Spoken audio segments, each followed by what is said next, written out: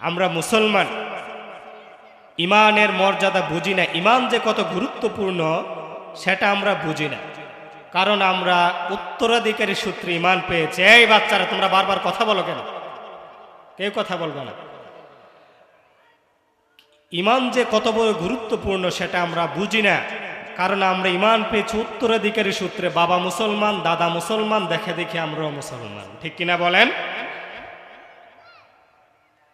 রাস্তায় একটা 500 টাকার নোট পড়ে আছে। এক যুবক যাচ্ছে, দেখে তার সামনে 500 টাকা নোট পড়ে আছে। এদিকে সেদিকে তাকায়, দেখে কেউ নাই। বিসমিল্লাহ বলে টাকাটা নিয়ে পকেটে ঢুকাই ফেলছে। বাজারে গেছে, 300 টাকার এমবি পুরাইছে মোবাইলে, 100 টাকা দিয়ে যা ইচ্ছা খাইছে, আর 100 টাকার বিড়ি কিনে উড়াই দিছে। আরেক যুবক সারাদিন কাজ করেছে, মাথার গাম পায়ে ফেলেছে, 500 টাকা সে বিনিময়ে পেয়েছে, রোজ পেয়েছে 500 টাকা। সে কি ইচ্ছা করলে টাকাটা এইভাবে উড়াতে পারবে বলেন?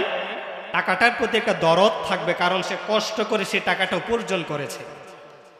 সে টাকাটা রেখে দেবে, সে প্রয়োজনে খরচ করবে। কিন্তু আমরা মুসলমান এমন হয়ে গেছি, উত্তরাধিকার সূত্রে ইমান পেয়েছি, ইমানের মর্যাদা আমরা বুঝি নাই। ইমানের মর্যাদা তারা বুঝতেন যারা আল্লাহর হাবিব সাল্লাল্লাহু আলাইহি ওয়াসাল্লামের যুগে ইমান এনেছিলেন।